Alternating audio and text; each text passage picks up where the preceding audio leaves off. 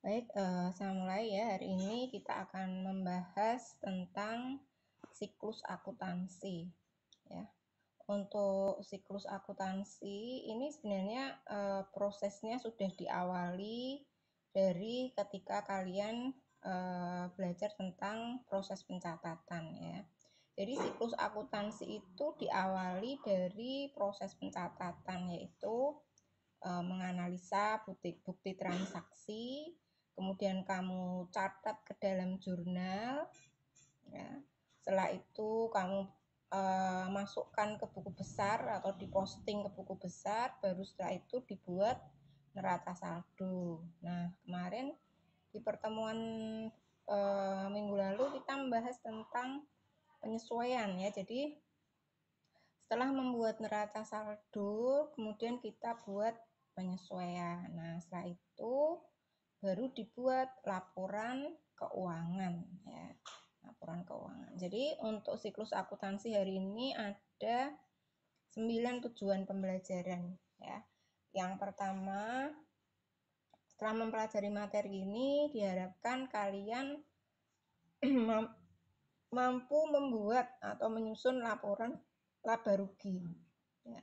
Kemudian yang kedua, mampu menyusun laporan perubahan ekuitas. Yang ketiga, menyusun laporan posisi keuangan. Kemudian yang keempat, membuat jurnal penutup dan memposting jurnal penutup tadi ke buku besar ya. Selanjutnya menyusun neraca saldo setelah penutupan. Kemudian menjelaskan tentang siklus akuntansi, kemudian membuat jurnal pembalik, dan terakhir adalah menjelaskan klasifikasi dari laporan posisi keuangan ya. Nah, yang pertama dulu kita akan bahas tentang laporan keuangan ya. Mungkin kalian juga sudah sering ya mendengar kata laporan keuangan ya, karena ini sudah laporan keuangan sudah banyak yang dipublish ya di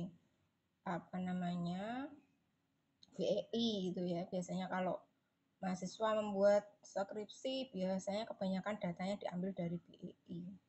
Ya, jadi laporan keuangan perusahaan itu terdiri dari ada 5 ya, ada 5 laporan keuangan untuk perusahaan profit ya, profit oriented ya. Jadi yang kita pelajari itu adalah di laporan keuangan itu adalah perusahaan yang tujuannya adalah mencari laba atau profit oriented ya.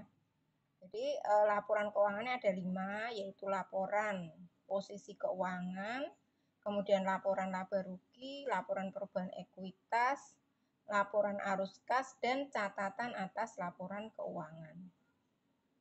Ya, jadi jangan sampai lupa ya bahwa laporan keuangan itu ada 5. Kadang kalau anak SMA yang dari IPS atau yang dari SMK, biasanya kalau ditanyai laporan keuangan ada berapa? Ada 3 ya. Nah, kebanyakan yang 2 ya, laporan arus kas sama catatan atas laporan keuangan itu belum dijelaskan. Tapi ya tidak menutup kemungkinan ada beberapa yang sudah dijelaskan ya. Kemudian laporan keuangan itu disusun berdasarkan neraca saldo setelah penyesuaian ya. Neraca saldo, kalian harus membedakan ya antara neraca saldo atau trial balance dengan balance sheet ya. Neraca saldo sama neraca itu berbeda ya. Kalau neraca saldo atau trial balance itu akun yang dimuat itu adalah keseluruhan ya, dari aset, liabilitas, ekuitas, kemudian pendapatan dan beban. Namun kalau balance sheet atau neraca, kadang-kadang soalnya ini kadang-kadang disamakan, padahal itu hal yang berbeda. Jadi kalau balance sheet atau neraca itu akun yang ada di dalamnya hanya ada 3 ya, yaitu akun aset, liabilitas, dan ekuitas. Neraca itu sama dengan laporan perubahan posisi keuangan. Jadi itu yang harus kamu ketahui ya, agar kamu tidak menyamakan antara neraca saldo dengan neraca. Ya, jadi laporan laba rugi ya. Yang pertama tadi kan neraca saldo disusun berdasarkan neraca saldo setelah penyesuaian ya. Nah, kemudian laporan laba rugi itu akan menyajikan informasi yang berkaitan dengan penghasilan dan beban. Jadi hanya akun penghasilan dan beban yang ada dalam laporan laba rugi. Kemudian laporan perubahan ekuitas. Perubahan ekuitas atau biasanya kalau dulu sering orang itu mengatakan sebagai laporan perubahan modal ya. Laporan perubahan ekuitas itu menyajikan informasi yang diperoleh dari laporan laba rugi dan ekuitas ya. Jadi laporan laba rugi itu kan isinya itu kalau tidak untung ya rugi ya. Nah, itu nanti akan dimasukkan ke dalam laporan perubahan ekuitas. Jadi laporan yang selanjutnya adalah laporan posisi keuangan. Ya, laporan posisi keuangan atau neraca tadi ya. Ini menyajikan informasi yang terkait dengan aset, liabilitas, dan ekuitas. Ya. Nah, kemudian kita lihat contoh ya, contoh neraca saldo. Ya, ini yang dinamakan dengan neraca saldo ya. Jadi berikut ini disajikan neraca saldo setelah penyesuaian KAP Stephen per 31 Maret 2017. Nah, ini yang kalian kerjakan kemarin ya. Jadi yang namanya neraca saldo ini semua akun masuk ya. Ada kas, ada utang, ada modal, ada pendapatan dan beban. Ya, ini dinamakan dengan neraca saldo. Ya, jadi di neraca saldo sebenarnya itu sudah terpilah-pilah mana yang masuk ke laporan posisi keuangan, mana yang masuk perubahan ekuitas, dan mana yang masuk ke laba rugi. Dari situ sebenarnya dari neraca saldo itu sudah bisa kelihatan. Ya. Tapi kalau di neraca hanya satu ini, hanya di laporan kalau di laporan posisi keuangan atau neraca itu hanya yang atas saja ini ya, kas, liabilitas, dan ekuitas. Ya. Jadi untuk akun kas, utang, sampai modal saham itu akan masuk ke laporan posisi keuangan. Sedangkan ini untuk laporan saldo laba, dividen, ini masuknya ke laporan perubahan ekuitas ya. Kemudian akun pendapatan dan beban ini masuknya ke laporan laba rugi. Ya, jadi kan ini di masing-masing dia masuknya ke kolom apa ya. Jadi kan kamu kemarin sudah bisa membedakan ya ketika belajar tentang persamaan dan proses pencatatan ya. Jadi kalau kas ya aset ya, artinya aset lancar dan tidak lancar itu masuknya ke kolom debit. Sedangkan untuk utang atau liabilitas dan ekuitas masuknya ke kolom kredit.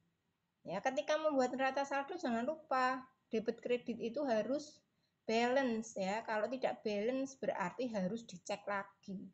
Berarti masih ada yang belum tepat pencatatannya gitu ya. Nah, kemudian laporan laba rugi itu adalah merupakan laporan yang pertama kali disusun atau dibuat. Karena apa? Karena dalam laporan laba rugi itu dihasilkan laba atau rugi yang akan dimasukkan dalam laporan perubahan ekuitas. Jadi ketika membuat laporan keuangan itu yang dibuat pertama itu adalah laporan laba rugi. Kemudian yang kedua yang dibuat adalah laporan perubahan ekuitas ya. Ini di laporan kedua karena dalam laporan perubahan ekuitas itu dia menghasilkan saldo ekuitas yang akan disajikan di laporan posisi keuangan ya. Sehingga laporan posisi keuangan itu adalah merupakan laporan yang dibuat ketiga ya setelah perubahan ekuitas. Nah, kemudian yang keempat baru disusun laporan arus kas atau cash flow ya, karena dari cash flow ini dia membutuhkan informasi dari laporan laba rugi dan laporan posisi keuangan. Nah, laporan terakhir itu adalah catatan atas laporan keuangan. Nah, untuk catatan atas laporan keuangan ini dia tidak berisi informasi keuangan, namun dia menjelaskan tentang prinsip-prinsip dan kebijakan serta item yang ada dalam laporan keuangan. Jadi memberikan penjelasan. Jadi tidak berisi informasi keuangan. Nah, kita mau dari neraca saldo tadi kita mau buat laporan keuangan ya. Yang pertama dibuat adalah laporan laba rugi. Nah, ini tadi kan di neraca saldo kan sudah kelihatan ya ini. Jadi masuk laba rugi ini ya. Pendapatan 2.250 ya. Kemudian beban, perlengkapan dan lain sebagainya kita masukkan. Coba kita lihat ya. Jadi pendapatan 2.250. Kemudian beban-beban, semua beban di total ya, totalnya berapa? Dikurangi dengan pendapatan. Nah, karena di sini pendapatan jasanya itu lebih kecil dibandingkan dengan total bebannya, maka perusahaan mengalami kerugian. Ya. Jadi ini KAP Stephen mengalami rugi sebesar 2.483 dolar. Nah, kemudian laporan laba rugi itu bisa disajikan dalam suatu periode tertentu, misalnya interim atau tahunan atau annually. Yang penting itu periode pelaporannya itu konsisten ya, sehingga nanti bisa dibandingkan. Jadi kalau misalnya perusahaan itu membuat laporan bulanan, artinya ketika membandingkan juga harus dengan laporan bulanan. Jadi biasanya perusahaan itu selain membuat laporan bulanan, biasanya dia juga akan membuat laporan tahunan, karena yang dipublish itu bukan bulanan ya, tapi laporan tahunan atau annual. Nah, bentuk laporan laba rugi itu sendiri itu ada dua, yaitu single step dan multiple step. Nah, kalau dalam single step ini seperti yang susunan ini tadi, ini namanya single step ya. Jadi ketika perusahaan itu misalnya pendapatannya itu terdiri dari pendapatan macam-macam, ada pendapatan jasa, pendapatan sewa, pendapatan bunga, itu akan ditotal ya jadi satu. Nah, kemudian setelah itu baru bebannya juga ditotal. Ya, jadi dalam single step seluruh penghasilan akan disajikan lebih dulu. Jika perusahaan memiliki lebih dari satu penghasilan, maka akan dirinci satu persatu. Dan terakhir akan dijumlahkan penghasilannya. Kemudian penyajian beban juga ya, penyajian beban itu akan diurutkan dari saldo yang paling besar sampai saldo yang paling kecil. Ini juga sama ya. Ini namanya single step. Nah, kemudian yang terkait dengan laporan laba rugi KAP Stephen, ya, ini adalah selanjutnya ya, laporan kedua adalah statement of change and equity ya. Laporan perubahan ekuitas, statement of change in equity. Jadi statement of change in equity-nya ya, kita masukkan. Jadi dalam membuat laporan perubahan ekuitas akun yang terkait apa saja ya. Jadi yang terkait adalah modal awal ya, modal awalnya berapa ya, saldo labanya dulu ya. Saldo labanya tadi kan di neraca saldo kan 0 ya, maka kita masukkan 0 sehingga total ekuitas akhir 0. Kemudian untuk investasi juga dari neraca saldo tadi modal sahamnya ya. Modal sahamnya nilainya adalah 25.000. Maka ini adalah merupakan investasi, kita masukkan. Ya, investasi sebesar 25.000 sehingga total ekuitasnya menjadi 25.000. Nah, kemudian karena perusahaan atau KAP Stephen itu mengalami rugi, maka saldo labanya harus dikurangi.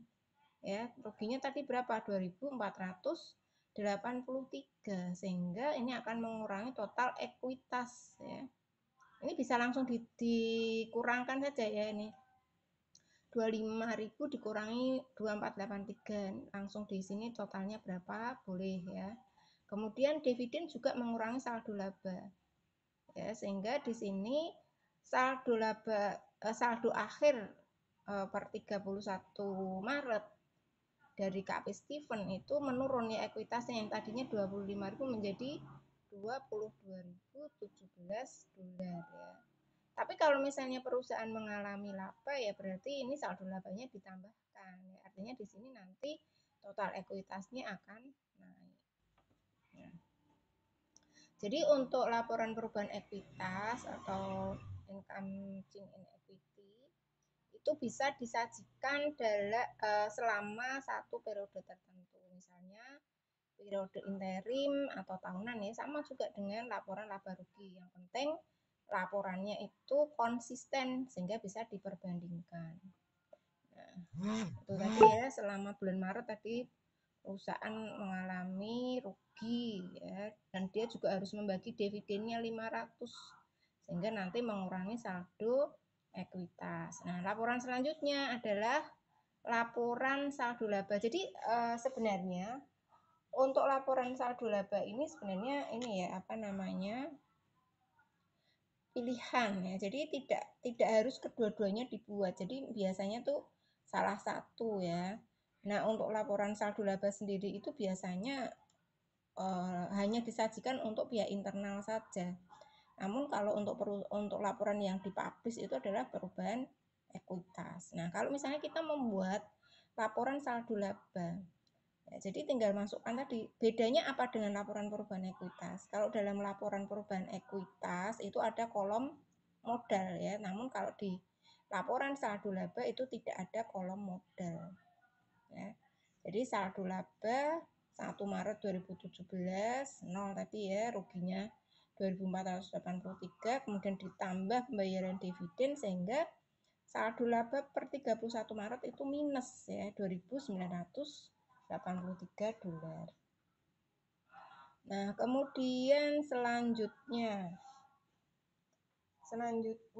itu adalah laporan posisi keuangan. Itu juga tinggal dipindahkan saja ya dari laporan neraca saldo setelah penyesuaian tadi.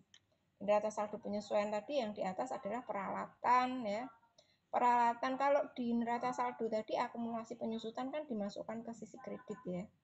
Namun kalau di laporan posisi keuangan dia langsung dikurangkan dengan yang disusutkan. Yang disusutkan tadi apa? Yang disusutkan adalah peralatan. Sehingga langsung aja ya di sini peralatan sekian dikurangi dengan penyusutannya, akumulasi penyusutannya sehingga nanti saldonya. Ini 35 ya, bukan 33 ya. Ini salah saya. 35.000 dolar dikurangi 583 dolar sehingga sisanya adalah 34.417 dolar. Kemudian ditambah dengan iklan dibayar di muka, perlengkapan, piutang usaha dan kas sehingga total asetnya adalah 56.867 dolar. Nah, kemudian kalau seperti ini bentuknya ini laporan ya, report form. Bentuk laporannya ini report form, beda dengan yang tadi ya. Laporan laba rugi tadi ya. Kalau laporan laba rugi tadi menggunakan single step ya. Nah, kemudian baru setelah itu, karena ini kenapa kok disajikannya kok peralatan dulu ya? Karena ini adalah laporan yang mengacu pada IFRS ya. Kalau menggunakan standar IFRS, maka untuk laporan itu yang disajikan itu adalah aktiva yang paling besar paling besar nilainya dan paling unliquid ya, baru setelah itu yang liquid. Nah, jadi beda dengan SAK ya. PSAK di Indonesia, kalau di Indonesia yang disajikan yang liquid dulu ya. Ini tapi kalau untuk perusahaan yang sudah publish ya, artinya dia akan harus menggunakan standar IFRS ya, maka laporannya seperti ini ya. Jadi untuk yang ada di sisi kanan, di sisi debit kredit, di sisi kredit biasanya kalau di Indonesia kan liabilitas dulu baru ekuitas ya. Tapi kalau kita ngacu pada standar IFRS maka yang disajikan adalah ekuitas dulu. Ya, tadi modal sahamnya berapa ya, kemudian Tadi saldo laba itu berasal dari perubahan ekuitas tadi. Dari saldo laba, laporan saldo laba juga bisa ya, yaitu 2000 minus 2.983. Dengan total ekuitasnya jadi 22.017 dolar. Tolong itu dimatikan dulu ya mic-nya, yang nyala itu siapa itu?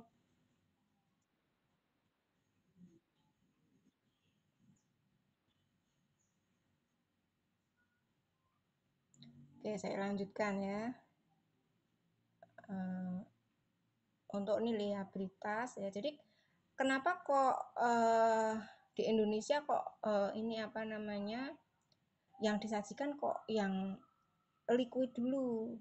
Nah, yang liquid dulu karena apa? Karena kalau di Indonesia itu kebanyakan pengguna laporan keuangan itu kan ini ya apa namanya kreditor ya bank ya, sehingga itu apa namanya untuk akun penyajian akun itu harus diklasifikasikan ya berdasarkan ini apa namanya likuiditasnya.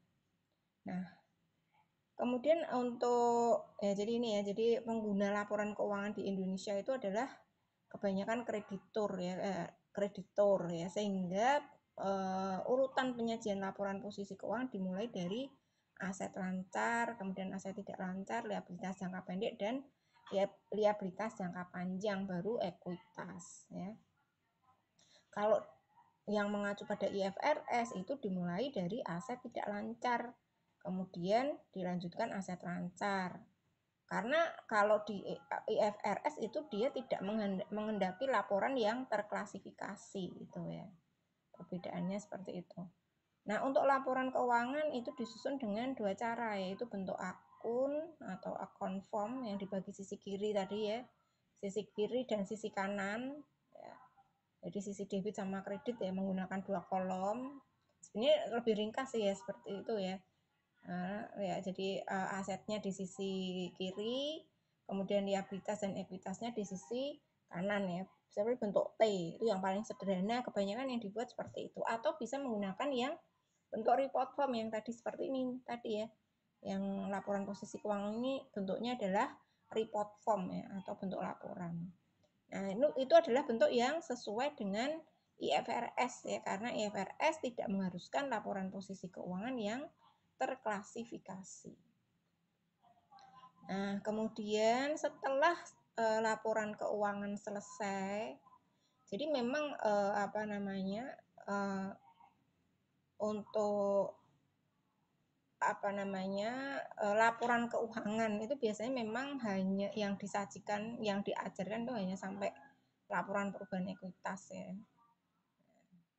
Laporan arus kas itu biasanya akan di apa namanya diajarkan di PA2 ya. Namun di sini kan kalian hanya pengantar akuntansi 1, hanya pengantar akuntansi saja ya. Jadi memang apa namanya outputnya ya memang tidak sampai ke laporan arus kas juga ya. Namun nanti kalau ada kesempatan akan saya masukkan ya. Karena di manajemen ini kan akuntansinya itu hanya pengantar akuntansi sama akuntansi biaya yang berbau akuntansi ya. Padahal kan kalau manajemen kan harusnya juga perlu ya, perlu apa namanya ilmu akuntansi juga perlu, karena nanti kalau jadi manajer kalau nggak bisa membaca laporan keuangan gimana ya. Nah, jadi kan memang sebenarnya diperlukan mata kuliah tambahan akuntansi yang lainnya. Seperti di universitas lain juga untuk apa namanya manajemen itu juga ini apa namanya mendapatkan ini apa namanya selain pengantar akuntansi itu ada akuntansi yang lainnya ya. Oke, terus setelah membuat laporan keuangan ya, jadi laporan keuangannya selesai, tahap selanjutnya adalah membuat jurnal penutup ya. Nah, tujuan dari pembuatan jurnal penutup itu ada dua. Yang pertama itu adalah untuk memperbaharui atau mengupdate akun saldo laba atas perubahan yang terjadi selama suatu periode akuntansi, yaitu dengan cara mentransfer akun nominal atau akun sementara ke akun saldo laba atau retained earning. Artinya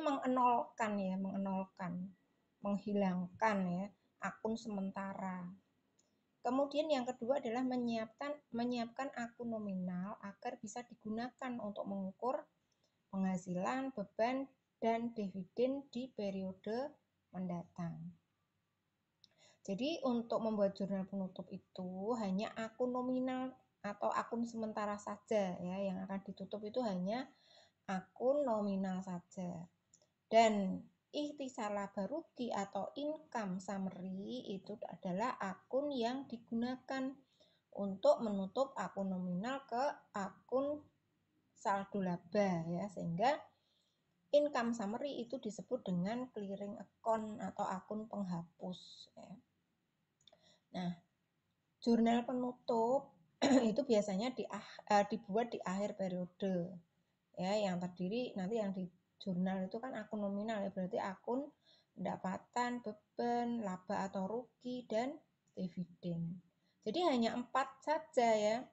Laba atau rugi itu kan pilihan ya, ketika perusahaan mengalami laba berarti yang ditutup adalah akun laba, tapi kalau perusahaan mengalami rugi yang ditutup adalah akun rugi. Jadi hanya 4 saja yang dibuat jurnal penutup ya, penghasilan, beban, laba atau rugi, dan dividen. Ya, jangan lupa ya. Nah, kemudian kita menggunakan contoh KAP tadi, kita membuat jurnal penutup ya. Di jurnal KAP Steven tadi kan mendapat pendapatan jasanya kan 2.250. Pendapatan jasa itu saldo normalnya ada di kredit. Maka kalau kita mau menutup itu artinya kan mengenolkan ya sebenarnya ya, menghapus ya. Biar nanti tidak muncul di periode berikutnya. Nah, jadi ketika pendapatan itu saldo normalnya di kredit, kalau mau dihapus atau ditutup, maka dia harus dimasukkan atau dicatat di sebelah debit ya, dengan menjurnal ikhtisar laba rugi. Dan jangan lupa jurnal penutup itu dibuat di akhir periode, sehingga tanggalnya pasti tanggal akhir ya. Karena ini bulan Maret berarti 31 Maret. Jurnalnya adalah pendapatan jasa, kreditnya, ikhtisar laba rugi sebesar 2.250. Ini menggunakan punyanya Kak Steven tadi ya. Kemudian yang kedua yang ditutup adalah akun beban. Beban itu saldo normalnya ada di debit. Maka ketika kita mau menutup, maka kita harus mencatatnya di sebelah kredit dengan mendebet akun ikhtisar laba rugi. Ya, totalnya berapa tadi ya? Jadi ikhtisar laba rugi, kreditnya beban-beban yang akan ditutup. Nah, itu. Kemudian selanjutnya itu karena Kak Steven tadi mengalami rugi. Kalau rugi itu kan biasanya kan ini ya, apalah ikhtisar laba ruginya kan di debit ya. Rugi itu kan beban ya. Maka ketika perusahaan mengalami kerugian akan ditutup, maka ikhtisar laba ruginya harus dikredit dengan mendebet saldo laba. Kalau rugi kan artinya saldo labanya berkurang ya. Jadi saldo laba, kreditnya ikhtisar laba rugi. Jadi rugi bersih terjadi karena saldo ikhtisar laba rugi di sisi debit sebesar 4.733, lebih besar dibandingkan dengan saldo ikhtisar laba rugi di sisi kredit 2.250. Kalau saldo akhir dari ikhtisar laba rugi ada di sebelah debit menunjukkan terjadinya rugi bersih dalam satu periode. Kalau saldo akhir dari ikhtisar laba rugi itu ada di sebelah kredit, berarti perusahaan itu menunjukkan bahwa perusahaan itu mengalami laba ya. Kalau misalnya perusahaan itu mengalami laba, maka menutupnya bagaimana? Kalau laba artinya kan ikhtisar laba ruginya kan di kredit ya, laba di kredit. Maka ketika dibuat jurnal penutup, maka dia harus dimasukkan ke debit, ya, ihtisal laba rugi kreditnya, saldo laba. Nah, itu ya. Kemudian yang terakhir itu adalah menutup dividen, ya. Jurnal yang menutup dividen itu kan saldo normalnya di debit, ya. Berarti ketika dia mau ditutup, maka dia harus dimasukkan ke kredit dengan mendebit akun saldo laba. Ya, jadi semua jurnal penutup itu nanti ya, setelah kamu buat semua jurnal penutup ada 4 itu tadi, nanti kemudian kamu posting ke buku besar ya. Nah, setelah semua diposting ke buku besar, maka semua akun nominal, yaitu penghasilan, beban, dividen, ihtisal laba rugi akan bersaldo 0. Ya, ya nanti yang masih tersisa itu adalah akun permanen.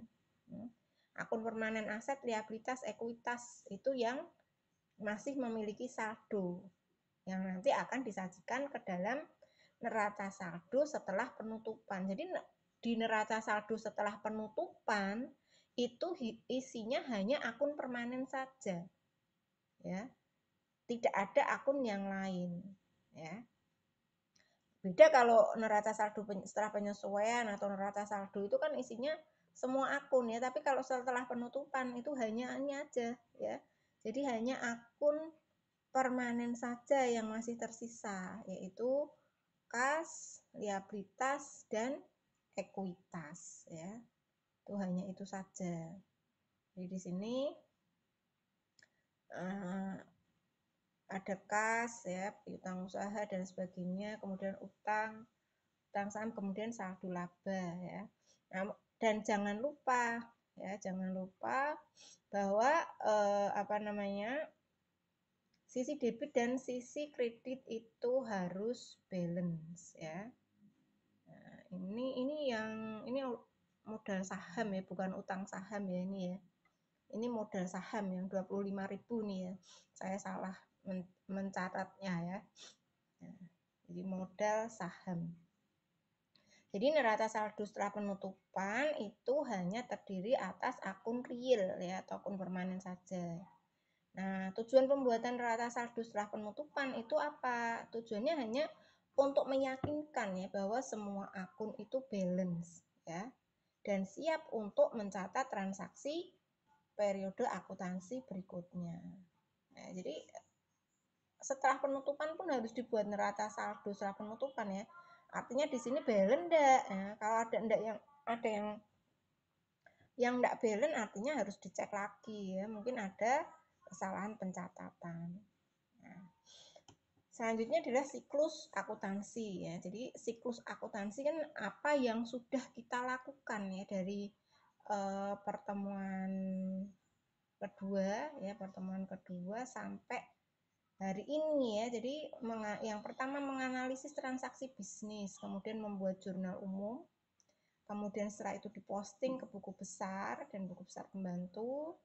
Setelah itu membuat neraca saldo ya. Setelah neraca saldo kemudian membuat jurnal penyesuaian dan mempostingnya ke buku besar, kemudian menyiapkan neraca saldo setelah penyesuaian, kemudian membuat laporan keuangan ya, yang tadi sudah kita praktekkan, kemudian membuat jurnal penutup dan mempostingnya ke buku besar dan buku besar pembantu kalau ada ya. Kemudian setelah yang terakhir adalah menyiapkan neraca saldo setelah penutupan. Jadi 9 ini adalah merupakan siklus akuntansi. Jadi untuk proses langkah 1 sampai 3 ini dilakukan harian ya. Perusahaan akan mencatat setiap hari ya, memposting. Nah, kemudian langkah 4 sampai langkah 7 itu akan dibuat secara berkala. Sedangkan untuk langkah 8 dengan 9 itu akan dibuat di akhir periode ya. Jurnal penutup dibuat di akhir periode. Neraca saldo setelah penutupan juga sama ya. Nah, kemudian sebenarnya selain 9 langkah itu tadi, perusahaan juga bisa membuat neraca lajur atau worksheet ya. Neraca lajur atau worksheet Kalau kamu membuat neraca lajur atau worksheet, kamu tidak harus ini ya. Jadi tidak harus membuat yang dari awal tadi. Nah, ya tetap dari awal ya, tapi ada sebagian yang mulai dari proses jurnal penyesuaian itu bisa langsung ya. Namun artinya ketika kamu membuat neraca lajur atau worksheet itu kalian memang sudah paham. Tapi kalau untuk pemula ya sebaiknya dimulai dari awal ya. Jadi untuk memberikan pemahaman dasar yang kuat ya. Jadi neraca lajur itu tidak harus dibuat oleh perusahaan karena sebenarnya fungsinya itu hanya untuk ini apa namanya alat bantu atau working tool ya bagi perusahaan agar bisa mempersiapkan jurnal penyesuaian dan laporan keuangan bagi pihak yang berkepentingan itu dalam waktu yang relatif cepat. Jadi sebenarnya hanya untuk mempercepat ya. Namun kalau sudah mahir, memang kalau sudah mahir worksheet itu bisa mempercepat. Kamu jadi enggak harus dari buat jurnal kemudian posting. Tapi di langkah 1 sampai 3 tetap harus dilakukan itu karena untuk worksheet itu dokumen awalnya itu adalah dari neraca saldo ya, neraca saldo awal itu tadi. Terus setelah itu dari penyesuaian bisa langsung masuk ke worksheet. Jadi tujuannya neraca lajur itu sebenarnya kan kalau akuntan itu kan orangnya sudah mahir ya, sudah benar-benar menguasai. Jadi ketika dia melakukan pemeriksaan, kalau dia misalnya ingin melihat pengaruh jurnal penyesuaian dalam transaksi perusahaan kan dia tidak perlu memasukkan dalam catatan akuntansi secara manual ya. Dia bisa langsung masukkan ke worksheet. Nah, artinya kan memang dia sudah paham betul ya. Nah, kalau kamu membuat jurnal aja debit kreditnya masih bingung ya, nanti kalau membuat worksheet ya tambah bingung juga ya. Nanti kalau ada yang nggak balance nanti nyarinya dari mana ya kalau tidak buat kalau tidak dibuat pencatatan dulu.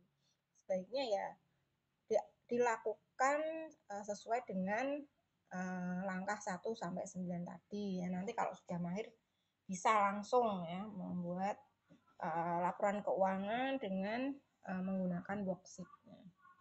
Nah, kemudian untuk perusahaan yang kedua tujuannya adalah untuk perusahaan itu bisa menyusun laporan keuangan interim tanpa perlu membuat jurnal penyesuaian yang seperti saya katakan tadi. Jadi tidak perlu membuat jurnal penyesuaian kemudian posting buat neraca saldo penyesuaian, tidak perlu ya. Jadi langsung buat jurnal penyesuaian, nanti di situ kan dimasukkan ya pengaruhnya ke debit atau kredit ya. Kemudian tidak perlu juga buat jurnal penutup ya. Nah, itu nanti bisa langsung outputnya adalah laporan keuangan. Jadi kalau kita membuat worksheet ini ada ya biasanya yang digunakan itu adalah 10 kolom, tapi bisa juga membuat yang 8 kolom ya. Artinya kalau yang 8 kolom itu yang kolom NSD setelah penyesuaian ini dihilangkan. Namun kebanyakan yang dipakai yang 10 kolom ya. Jadi nanti kalau membuat neraca lajur itu juga sama dari jurnal tadi, nama akunnya yang setelah kamu buat neraca saldo tadi ya, neraca saldo awal, nah, nama akun dimasukkan semua. Kemudian neraca saldonya tadi kan sudah ada ya, debit angka yang dimasukkan ke debit apa, kredit apa, itu dimasukkan semua sesuai dengan yang ada di neraca saldo. Nah, kemudian ketika ada penyesuaian, maka langsung dimasukkan ke sini ya. Pengaruhnya ke debit atau kredit dimasukkan ke sini. Kemudian setelah penyesuaian ini, kemudian neraca saldo setelah penyesuaian ini adalah menghubungkan antara neraca saldo dengan penyesuaian ya. Nanti pengaruhnya kemana? Kalau pengaruhnya misalnya debit dengan debit berarti dia menambah ya, tapi kalau debit dengan kredit artinya dia akan mengurangi. Nah, setelah neraca saldo penyesuaian ini selesai, maka langkah selanjutnya adalah mengklasifikasi mana yang masuk ke laporan laba rugi dan mana yang masuk laporan posisi keuangan. Nah, di laporan laba rugi ini nanti sekaligus akan kelihatan ya. Jadi apa namanya, laporan perubahan ekuitasnya juga ya. Yang masuk ke laporan laba rugi berarti akun-akun nominal, yaitu pendapatan dan beban. Kemudian untuk laporan posisi keuangan ya berarti adalah akun permanen ya yang masuk ke situ. Nah, jadi ini langkahnya tadi sudah saya jelaskan, tidak perlu saya bacakan lagi. Nah, jadi dalam sebuah perusahaan itu kadang ada transaksi yang terkait dengan periode berikutnya. Ini langkah untuk worksheet sudah selesai ya, karena tadi sudah langsung saya jelaskan. Ini apa namanya, apa yang saya tulis itu sebenarnya sudah sama dengan apa yang saya katakan tadi ya, jadi tidak perlu saya ulangi. Nah, langkah selanjutnya setelah jurnal penutup neraca saldo penutupan tadi itu masih ada satu lagi, yaitu membuat jurnal pembalik. Nah, jurnal pembalik itu dibuat itu ketika apa ya? Jadi misalnya nih, dalam sebuah perusahaan itu kadang ada, ini masih bisa didengar ya suara saya ya? Oh ya, alhamdulillah. Jadi dalam sebuah perusahaan kadang ada transaksi yang terkait dengan periode berikutnya. Misalnya nih ya, misalnya pendapatan bunga yang masih harus diterima, beban utilitas yang masih harus dibayar, atau beban gaji yang masih harus dibayar. Namun kadang-kadang perusahaan itu lupa kalau dia sudah mencatat beban atau penghasilan di periode lalu, sehingga dia mencatat lagi di periode berjalan. Nah, untuk mencegah kesalahan tersebut, maka perusahaan menggunakan jurnal pembalik atau reversing entry. Ya, reversing entry. Nah, jadi jurnal pembalik untuk deferral itu wajib dibuat. Dibuat metode beban dan metode pendapatan agar konsisten. Namun, untuk deferral metode utang dan harta itu tidak perlu dibuat jurnal pembalik. Nah, untuk akrual jurnal pembalik itu merupakan pilihan bagi perusahaan karena jika dibuat jurnal pembalik itu hanya untuk menghindari kelalaian agar tidak terjadi pencatatan ganda. Nah, jurnal pembalik itu akan dibuat di awal periode, yaitu setiap tanggal 1 periode berikutnya. Misalnya tadi jurnal penutupnya kan dibuat per 31 Maret 2017 misalnya seperti itu ya, maka jurnal pembaliknya akan dibuat pada tanggal 1 April 2017 ya, jadi tanggal 1 periode berikutnya. Nah, jurnal yang akan dibalik itu adalah jurnal yang dibuat di periode sebelumnya, yaitu akrual, yaitu pendapatan yang masih harus diterima dan beban yang masih harus dibayar, serta deferral, yaitu pendekatan alternatif yang dicatat pertama kali sebagai pendapatan dan beban. Nah, contohnya, contoh yang paling itu contohnya ya, kalau tidak ada contohnya mungkin masih bingung. Jadi misalnya seperti ini. Tanggal 31 Maret, KAP Stephen itu mencatat adanya beban utilitas sebesar $1.200 yang harus dibayar pada periode berikutnya. Nah, transaksi ini terjadi tanggal 31 Maret. Ya, 31 Maret. Karena transaksi ini terjadi tanggal 31 Maret, perusahaan kan menggunakan akuntansi ini kan menggunakan metode ini ya, akrual ya. Meskipun belum dikeluarkan uang, tapi harus tetap dilakukan pencatatan ya. Maka pada tanggal 31 Maret, perusahaan akan mencatat sebagai beban utilitas kreditnya utang utilitas karena belum dibayar ya. Tanggal 31 Maret. Namun kan sebenarnya beban itu kan bayarnya kan masih periode berikutnya ya. Periode berikutnya kan berarti hubungannya dengan bulan April ya. Maka pada tanggal 1 April perusahaan akan membuat jurnal pembalik. Ya, jurnal pembalik artinya utang utilitasnya kan dihilangkan ya, dihilangkan dengan dia membuat jurnal tanggal 1 itu akan dibuat jurnal utang utilitas, kreditnya, beban utilitas, sehingga tidak ada lagi ya di bulan saldonya itu akan menjadi nol ya. Dalam artian berarti belum ada belum diakui meskipun di tanggal 31 Maret sudah dicatat karena pembayarannya itu dilakukan di bulan berikutnya atau periode berikutnya, maka harus dinolkan dulu ya. Nah, ketika dilakukan pembayaran, misalnya beban utilitasnya itu pembayarannya akan dilakukan tanggal 14 April, baru tanggal 14 April itu perusahaan akan mengakui sebagai beban lagi ya.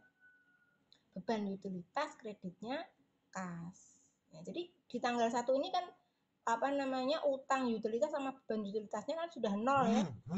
Tidak ada pencatatan ganda ya.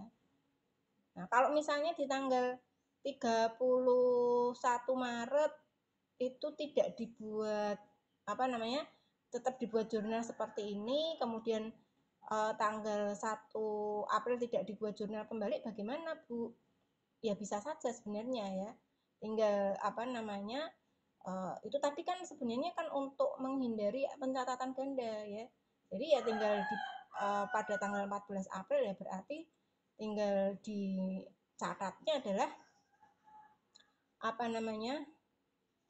kalau ini sudah diakui beban artinya berarti kan utang utilitasnya ya, berarti utang utilitas, kreditnya kas juga bisa ya, kreditnya artinya kan di situ kan bebannya sudah diakui pada bulan Maret ya, 31 Maret. Nah, jadi kalau tidak dibuat jurnal kembali juga bisa sebenarnya ya. Jadi utang utilitas, kreditnya kas sebesar 1.200 gitu. Tapi biasanya dibuat jurnal kembali ya, karena itu untuk menghindari agar tidak ada pencatatan ganda. Nah, yang terakhir itu adalah klasifikasi ya. Ini untuk slide-nya itu sudah tidak membuat slide karena sebenarnya untuk klasifikasi laporan posisi keuangan kan sudah ada di sini ya. Untuk klasifikasi laporan keuangan itu kan misalnya nih aset ya. Ini mana sih tadi? Klasifikasi yang report form tadi ya. Nah, ini ya. Jadi untuk klasifikasi laporan posisi keuangan itu kan akunnya terdiri dari aset lancar dan aset tidak lancar ya. Jadi kalau kita mengacu ke IFRS tadi kita menyajikannya adalah aset yang unliquid dulu ya, yang tidak lancar dulu ya. Jadi kalau kita melihat apakah aset itu merupakan aset lancar atau tidak lancar, kita lihat umurnya ya, umur manfaatnya. Ketika aset itu manfaatnya lebih dari 1 tahun, maka kita akan mengakui sebagai aset tidak lancar ya. Namun ketika aset itu umurnya hanya 1 tahun atau kurang dari 1 tahun, itu dinamakan sebagai aset lancar. Ya, begitupun juga utang ya. Utang atau liabilitas. Nah, ketika utang atau liabilitas itu umurnya kurang dari 1 tahun, maka dia disebut sebagai utang jangka pendek. Sedangkan ketika liabilitas itu umurnya lebih dari 1 tahun, maka dinamakan sebagai maksudnya diklasifikasikan sebagai utang jangka panjang. Kemudian modal saham, modal atau ekuitas juga sama ya. Modal saham itu masuk ke ekuitas lancar ya. Kemudian apalagi kalau utang jangka panjang tadi masuknya adalah misalnya adalah utang obligasi ya, utang obligasi. Kalau modal sebenarnya nggak ada jangka pendek atau jangka panjang ya sebenarnya ya. Kalau modal itu klasifikasinya itu ada share capital ya, share capital atau modal saham, kemudian ada premium saham ya, kemudian apalagi premium saham, apalagi selain premium saham. Kalau jangka pendek itu misalnya adalah utang usaha, utang pajak, utang gaji, utang utilitas, itu adalah jangka pendek ya. Kalau jangka panjang misalnya adalah utang bank, utang obligasi, pajak tangguhan dan lain sebagainya. Ya. Jadi kalau ekuitas tadi berarti misalnya adalah share capital ya. Kemudian share premium atau modal di store ya. Atau juga bisa saldo laba atau retained earning. Nah, itu ya. Kira-kira untuk materi hari ini mungkin ada pertanyaan, silahkan kalau ada pertanyaan untuk materi hari ini. Kalau ada pertanyaan silahkan ditanyakan ya. Ini saya matikan dulu sebentar.